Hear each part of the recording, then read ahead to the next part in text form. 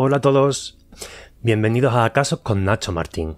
Yo soy Nacho y en este canal os traigo diferentes casos de true crime, investigaciones policiales, desapariciones, todo lo relacionado con ese mundillo. Si os gusta, suscribíos, espero que os gusten mis vídeos y veis lo siguiente.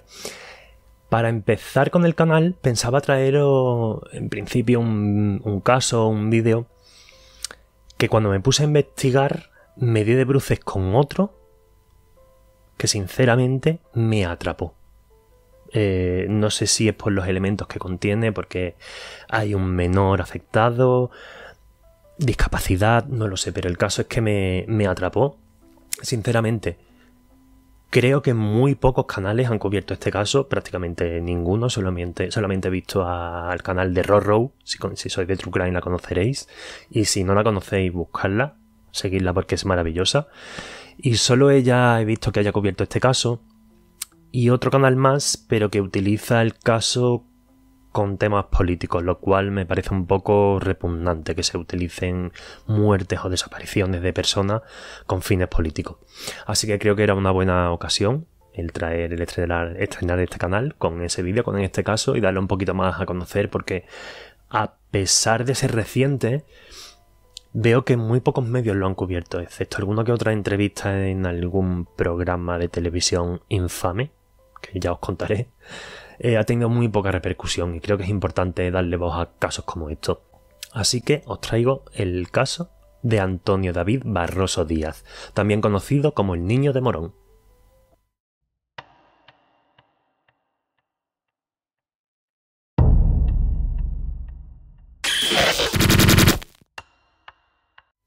Antonio David Barroso Díaz, también conocido como Antonio David, o es posible que a lo largo del vídeo alguna que otra vez me refiera a él como David, nació en Morón de la Frontera, un pueblo de la provincia de Sevilla, cercano curiosamente al pueblo que me vio nacer, y nació en el 2006. Sus padres, Antonio y Macarena, tenían otra hija más, Miriam, que era unos años mayor que Antonio David.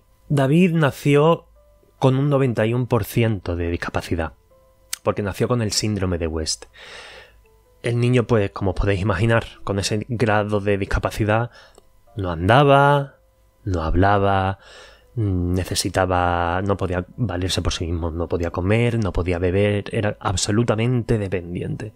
Para explicaros un poquito, el síndrome de West es una enfermedad cerebral que se caracteriza sobre todo por una serie de contracciones musculares, como espasmos, que afectan principalmente a cuello, tronco y extremidades, y que además afecta al desarrollo psicomotor. Un año después de nacer, en el 2007, los padres se separan y la custodia va a parar a Macarena, a la madre. Pasan los años y el 12 de septiembre de 2021, hace relativamente poco, cuando el niño tenía 15 años, Macarena monta en el coche a su hijo y salen de Morón. Y aquí es donde las cosas empiezan a ponerse un poco extrañas, porque lo siguiente que sabemos de ellos es a las 7:05 de la mañana del día siguiente, del 13 de septiembre, cuando Macarena entra en una estación de servicio de Carabias, en Segovia. La mujer entra, pues, desorientada, con habla inconexa, diciendo cosas raras que no se le entendían muy bien, y se acerca a la chica que estaba allí trabajando y le dice: han matado a mi hijo. En ese momento, automáticamente, la mujer llama al 112, la policía se presenta allí y analiza el coche y no ve ningún tipo de rastro del niño. Y Macarena, pues obviamente debido a su estado, es ingresada en el Hospital de Psiquiatría de Segovia. Y aquí la pregunta es: ¿qué es lo que ha pasado durante todo este tiempo? Pues bien, Macarena en su primera declaración le dijo a los psiquiatras que el niño perdió la vida el día 8 en su casa. Y dice textualmente: yo no quise dejar a mi hijo en el contenedor, pero no sabía qué hacer. Dio un lugar aproximado, situándolo por la zona de Aluche, en Madrid, y la policía contacta automáticamente con la familia, quienes confirmaron que Macarena sufría de esquizofrenia y trastorno bipolar. Ojo, importante. En ningún momento en este canal se estigmatizan las enfermedades mentales ni las personas que sufren cualquier tipo de enfermedad mental. Vaya por delante. Creo que esto no tiene nada que ver con el caso, porque más adelante, cuando acabemos, daré yo mi reflexión. Descubre la policía que efectivamente Macarena tiene trastorno bipolar y tiene esquizofrenia, por lo que deducen que la madre había dejado de tomar la medicación. Claro, ante estas noticias, la familia, el padre en este caso, se presenta automáticamente en la Policía Nacional y presenta la denuncia por desaparición del niño. Claro, en este punto la policía empieza la investigación y no tienen realmente ningún tipo de rastro. Entonces, las cámaras de seguridad juegan un papel fundamental, porque la mayoría de las cosas que sabemos son gracias a las cámaras de seguridad. Unas cámaras de seguridad cercanas al domicilio muestran a Macarena tirando unas bolsas de basura en un contenedor y montándose en el coche. Pero también la graban tirando otra bolsa de basura en un contenedor cercano al domicilio del padre.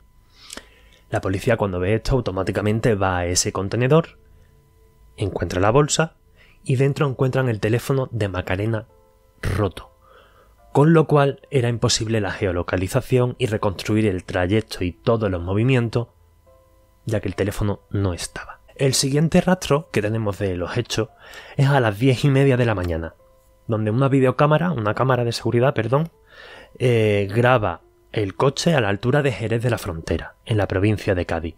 Y un poco más tarde, entre las 11:05 y 11:12, varias imágenes recogen al coche pasando por Cádiz capital, cruzando el puente de la Constitución de 1812.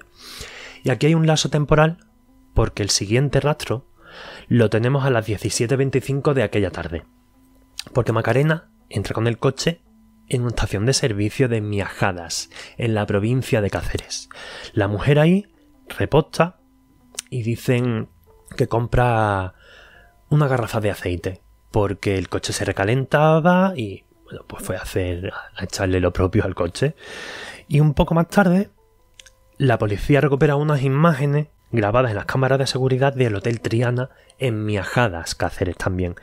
Y ahí se ve a Macarena empujando la silla de ruedas. Lo que pasa que como la calidad de la grabación de la cámara es tan baja, en la silla de ruedas se ve que hay algo, pero no se puede decir con certeza si lo que hay es el niño o un bulto, una maleta o algo. Pasa el tiempo y a las 9:10 de la noche, a las 21:10, hay una cámara de seguridad que graba a Macarena llevando la silla de ruedas, entrando en un hotel en el Hotel Perales, en Talavera de la Reina.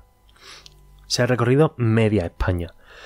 En esa grabación, como os he dicho, se ve a la mujer llevando la silla de ruedas con el niño, y esto es confirmado por el trabajador del hotel. El trabajador dice que los atendió y que vio al niño, pero que le pareció que estaba dormido, con lo cual no sabemos si en ese momento el niño ya estaba muerto o simplemente era real que estaba dormido. Como os he dicho, entra a las 21:10 en el hotel, pilla una habitación y a las 12:35 de la noche Macarena sale del hotel y es registrado por las cámaras de seguridad, empujando la silla de ruedas, importante. A las 2:08 de la madrugada, unas cámaras de seguridad captan el coche en el que van ambos entrando por la A5 en Madrid, en el barrio de Aluche. Y un poco más tarde, a las 4:05 de la madrugada, Macarena aparece sola en la localidad de Riaza, en Segovia, entrando en el Hotel Plaza. De hecho, se ve a la mujer con una ropa diferente, se ha cambiado de ropa, lleva una mascarilla para el COVID y lleva una maleta únicamente, no hay rastro del niño. Se ve como la mujer sube las escaleras del hotel y, como no hay habitaciones libres, baja y sale. ¿Qué ocurre? Pues que un vecino dice verla unos 10 minutos después de esa hora en un contenedor tirando cosas, en un contenedor enfrente del hotel. Y ya el siguiente rastro que tenemos es a las 7:05 de la mañana, cuando Macarena aparece en la estación de servicio en la gasolinera del kilómetro 130 de la A1 en Carabia, ya pues cuando le dice a la trabajadora todo esto y se avisa a la policía. Claro, Las autoridades empiezan a investigar, primero por las cámaras de seguridad, pudiendo hacer todo este recorrido, pero entran en la casa familiar.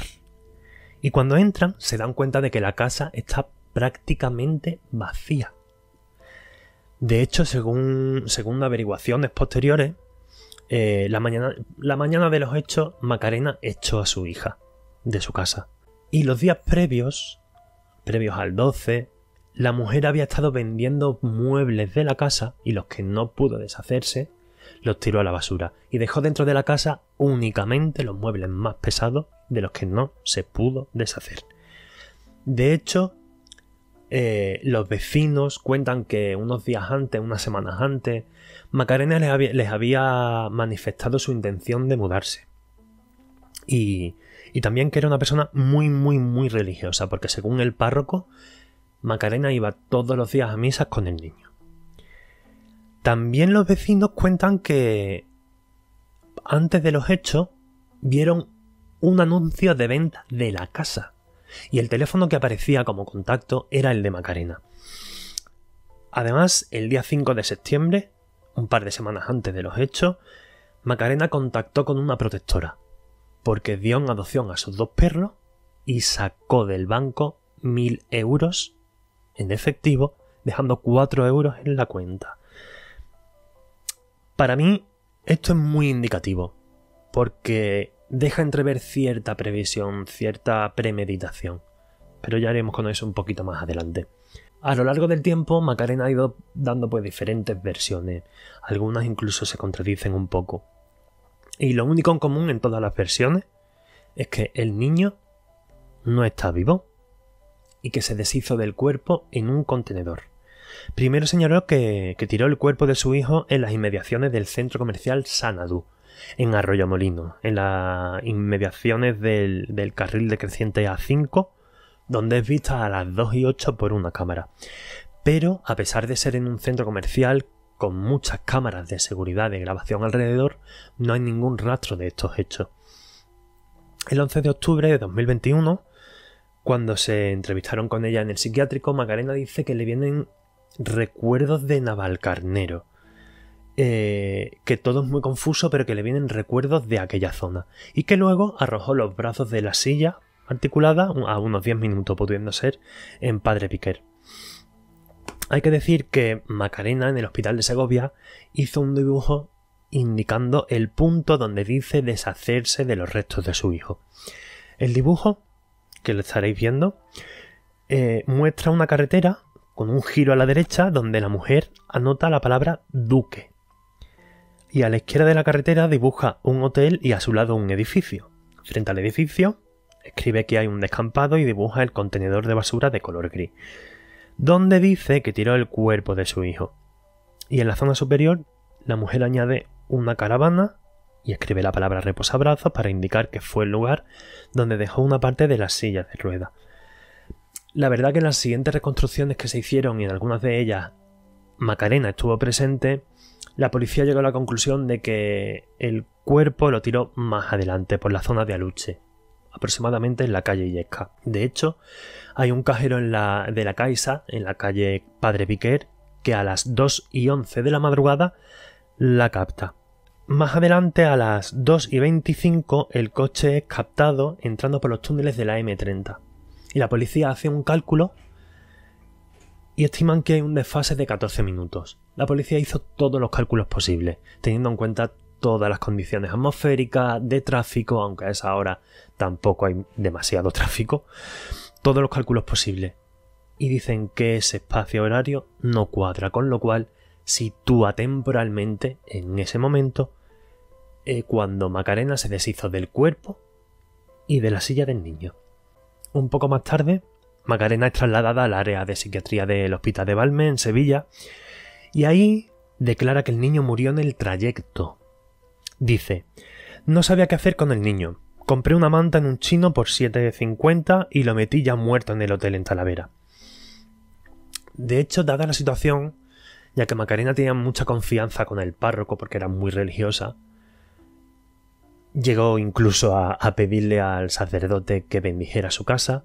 La policía, como un intento a la desesperada, llevó al párroco allí al hospital a entrevistarse con Macarena para ver si podía sacar algún otro tipo de datos, de rastros, si en confianza le podía decir algo más, pero no hubo éxito. Hay un dato importante y es que los vecinos cuentan que en las semanas previas el niño estaba empeorando de salud.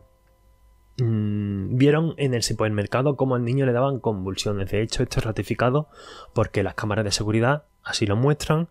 Incluso está el testimonio de una de las cajeras que se ofreció a llamar al 112 debido a las crisis convulsivas del niño, pero Macarena rechazó la ayuda, decía que no hacía falta. Aquí esto empieza ya la indignación. Bueno, ya creo que empezó hace rato, pero aquí resulta que por lo visto Antonio David, en las últimas semanas antes de los hechos, tenía una media de 20 a 30 crisis convulsivas. Y dado que comprobaron las compras en la farmacia, se dieron cuenta de que Macarena no estaba comprando la medicación del niño, con lo cual suponen que el niño no estaba recibiendo la medicación. No me quiero imaginar ese pobre niño sin pedir ayuda, el calvario que tuvo que pasar esas últimas semanas. O sea, me llevan los demonios. Aquí también he de decir que Macarena tampoco compraba su medicación. Y según ella, dejó de tomarla porque la medicación le estaba haciendo ponerse gorda. De verdad que le den el premio a la madre del año a esta señora. Debido a la situación, a la discapacidad de Antonio David y a la condición de la madre, tenían que estar recibiendo un seguimiento por parte de los servicios sociales, que lo primero que yo me imagino que a estas alturas os habéis preguntado, ¿dónde están servicios sociales? Pues evidentemente llevaban un seguimiento. De hecho, consta que la Policía Nacional de Morón, 2 meses antes de los hechos, estuvo en la casa e informó a los servicios sociales de la falta de cuidado y atención del niño. Y había una visita programada para el día 14 de septiembre. Es decir, todo esto salieron de viaje el día 12 y el día 14 tenían una visita programada. Para mí esto también es un poco un indicio de cierta premeditación, pero ya hablaremos mejor de eso. En otra de las declaraciones de Macarena, y os lo voy a leer, dice que Antonio David llevaba 2 días con fiebre y le puse una inyección con agua.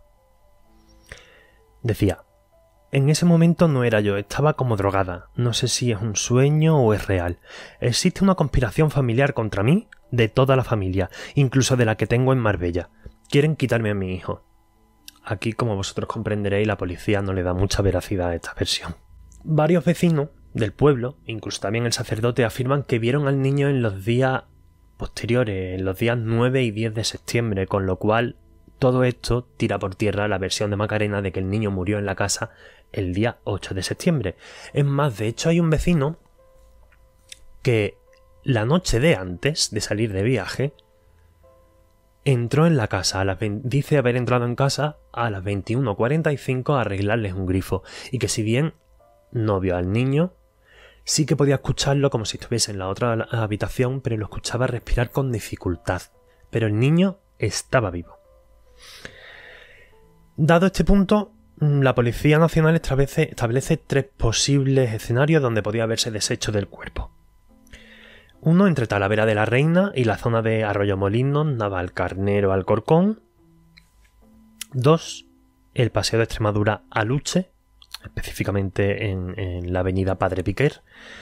Y la tercera, entre la M30 y la población de Riaza, justo antes de entrar en la gasolinera donde se supo todo esto. Los investigadores lo que concluyen es que el cuerpo de Antonio David muy probablemente acabase en el vertedero de Valdemín Gómez. Entonces la UAF, la Unidad de Atención a la Familia y Mujer de la Policía Nacional, solicitó automáticamente que se investigasen las zonas donde se echan esos residuos y que se paralizase el procesamiento de la basura. Pero no encontraron nada. ¿Por qué? Porque en esos días que ocurrieron los hechos, Por lo visto en Madrid estaba lloviendo mucho y eso aceleró el proceso de procesamiento, valga la redundancia, de la basura, con lo cual es muy probable que los restos pertenecientes a esas fechas estuviesen ya procesados. Hay otra teoría que defiende la policía y es la que los investigadores dan mayor veracidad, y es que el niño muriera por el camino. Y señalan como el punto más probable en Miajadas, Cáceres. Las fuentes apuntan que aquel día en aquella zona hacía un calor horrible. Entonces es muy posible que o bien por la falta de la medicación el niño muriese en el trayecto y cuando Macarena paró en la gasolinera fue cuando se diese cuenta que el niño ya no tenía vida, o bien que muriese por un golpe de calor. En teoría, y aquí viene también algo gordo, en teoría dejó el cadáver de su hijo en un contenedor en un barrio de Madrid y decía que había estado viajando con él porque cuando se dio cuenta en su casa que el niño había muerto, quería ir como especie de camino de Santiago hasta Galicia, a Santiago, a presentarle el cuerpo al niño para que lo resucitara. Cuando se mezclan enfermedades mentales con fanatismo religioso, nunca acaban bien las cosas. Otra de las declaraciones de Macarena indican que era una persona muy religiosa, como ya os he dicho, y que el párroco le dio un libro, le recomendó un libro del obispo José Ignacio Munilla, que es una persona, un obispo conocido por sus posiciones ultras en contra del feminismo del colectivo LGBTI. Y Macarena añadió que había empezado a seguir las pautas de ese libro y que había dejado de darle la medicación a Antonio David y lo había sustituido pues por batidos, complementos alimenticios, zumos y Actimel. Hasta ese momento Macarena había estado ingresada en el hospital de psiquiatría, pero el 15 de octubre de 2021 Macarena fue puesta en libertad. Y a día de publicación de este vídeo hay que decir que el cuerpo del niño no ha sido encontrado y yo personalmente creo que ya no lo encontrarán. En noviembre de 2022 la UFAM Central de la Policía Nacional solicita al juez imputar a Macarena por homicidio. A mí esto me parece importante y ya veremos un poquito más adelante por qué. Vamos con lo gordo. En junio de 2023 el programa de Ana Rosa que es más tonta, le hace una entrevista a Macarena. Y en esa entrevista os voy a leer declaraciones suyas. Si no aparece, pues no aparece y ya está. No hay que armar estos follones. Nadie tiene que subir fotos de mi hijo a las redes sociales, porque mi hijo no está desaparecido. Mi niño está muerto. En fin. Respecto a la petición del padre de que entras en prisión, Macarena dice: ¿qué queréis, que me encierren? Pues me van a encerrar una mierda, valiente mamarracho. Más perlitas de la señora. Cree que la justicia me va a tocar, pero a mí no me pueden condenar. Si no hay cuerpo, no hay delito. Más. A David ya no lo encuentran después de tanto tiempo. Las ratas y todos los bichos que hay y todas esas cosas, eso estará ya en los huesecitos. Como no encuentran nada, no pueden echarme mano ni encerrarme. No hay pruebas de nada ni las habrá nunca porque yo no le he hecho nada a ese niño. A mí lo único que me puede caer es por abandono de un menor. A cualquiera que se le muera su hijo en brazos, le pillas sola sin nadie y tú no sabes qué hacer. Yo no sabía qué hacer y me volví loca y pensé, lo voy a bañar a ver si se despierta, pero nada. Lo vestí, lo dejé en la camita otra vez y el sábado lo bañé otra vez y digo, Dios mío, esto no puede ser. En fin. En septiembre de 2024, 3 años después de los hechos, la jueza envía el caso a juicio. Y solo es acusada por homicidio imprudente. Pero aquí entra la fiscalía y la fiscalía pide la eximiente completa por enfermedad mental. Vamos a ver. Fiscalía, que se supone que es quien tiene que mirar por los derechos de la víctima. Y aquí la víctima es Antonio David. ¿Qué es esto? Además, es que podría darse la circunstancia de que Macarena sí que fuese condenada, pero que no entre en prisión. Que lo que ocurra es que entre en un centro psiquiátrico. sea, es spamear y no echar gota. Y el padre, evidentemente, la acusación particular, el padre solicita la pena máxima por asesinato, que son 20 años de cárcel. Se llevó a juicio oral, no ha trascendido nada, no se sabe. Hasta aquí todos los datos que tenemos de este caso. Yo, ¿qué queréis que os diga? A mí este caso me llegó muy hondo, no sé si por el tema de que fuese un niño indefenso, por el tema de la discapacidad, no lo sé, pero me llegó incluso a obsesionar un poco al principio de la investigación, porque dije, no me puedo creer que algo así haya ocurrido. Hay tantísimas cosas mal en este caso, tantas cosas que le han fallado a ese niño. O sea, no me puedo imaginar las últimas semanas de vida de ese niño sin la medicación, el calvario que estuvo pasando, sin poder pedir ayuda, sin poder... Nada. La impunidad con la que se ve la madre. Y, ojo, es que me hierve la sangre que fiscalía, que sea la misma fiscalía la que pide la simiente completa por enfermedad mental. Cuando... para mí hay una clara premeditación. Y aquí de verdad que en ningún momento quiero estigmatizar a las personas con enfermedades mentales, ni muchísimo menos. Porque cualquier persona con cualquier tipo de problemática de este tipo, con la medicación tiene una vida absolutamente normal. Y son inofensivos, te quiero decir. De hecho, hay mucha más gente sin medicación que tendría que estar medicándose, que son más peligrosos. Y además flaco favor le está haciendo a las personas con enfermedad mental, porque lo que dan un poco a entender es que si tú tienes cualquier trastorno, eres capaz de hacer este tipo de barbaridades. Es que estigmatizan más a las personas con discapacidad, iba a decir, con enfermedad mental. Y sí, tú has dejado de tomarte la medicación. Pero para mí hay una clara premeditación. Porque tú no sabes de antemano, yo no soy psicólogo, no soy psiquiatra, pero tú no sabes de antemano cuándo y de qué manera te va a dar un brote psicótico. Con lo cual tú no sabes qué pensamiento el que vas a tener y tú no sabes de antemano qué te va a dar por pensar que el niño, si se lo llevas al santo, te lo va a curar, para mí hay cierta premeditación. No sé, a lo mejor la madre se vio superada, porque yo entiendo que cuidar de una persona dependiente con ese nivel de discapacidad 24/7 pendiente de una persona, evidentemente, es muy duro. Quema. El burnout es normal, es totalmente comprensible, pero estaremos todos de acuerdo en el que si te ves en esa situación, pide ayuda. O es que hay montones de soluciones. Dale la custodia al padre. Ingresa al niño en un centro. Pide ayuda a los servicios sociales. Si te ves sobrepasada, haz ese tipo de cosas, pero evidentemente lo último, quitarle la vida a tu hijo. Y además, si tú en un brote psicótico te da el siroco y se te pasa por la cabeza hacer esta barbaridad, por X por Y, la haces. Vale, ok. En el momento que vuelves a ser tú y eres consciente de lo que has hecho, yo creo que tú no muestras esa frialdad de decir, a mí me van a coger una mierda. O sea, esa impunidad con la que se ve y esa altivez con la que habla de las cosas. A mí no me pueden meter un puro porque yo no soy padre. Y no quiero serlo, ni lo seré. Pero yo pienso en el que por error mato a mi hijo. Y en el momento que me doy cuenta, a mí se me caería el mundo encima. Yo creo que esa actitud es la opuesta a la que tendría cualquier persona si le pasa algo así parecido.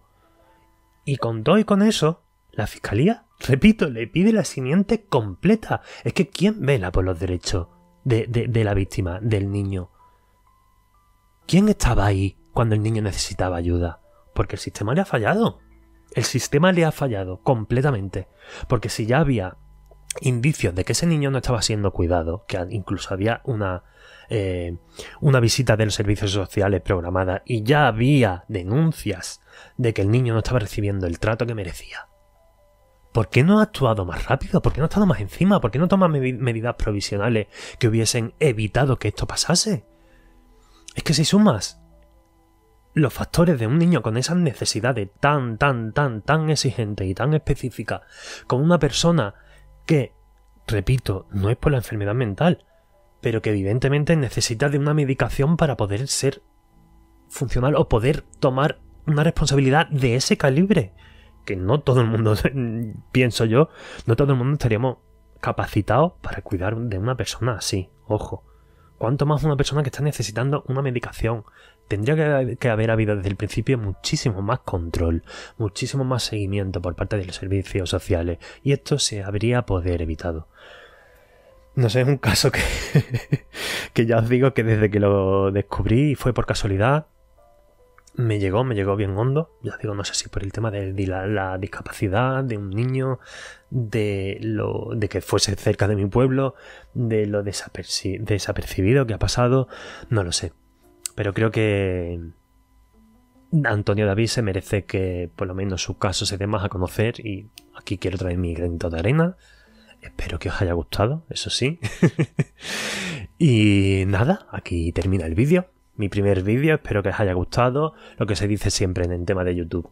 Si os ha gustado, suscribiros, darle a la campanita para que os avise cada vez que suba un vídeo, darle like, compartidlo, hypeadlo, eso que está ahora que no sé exactamente lo que es.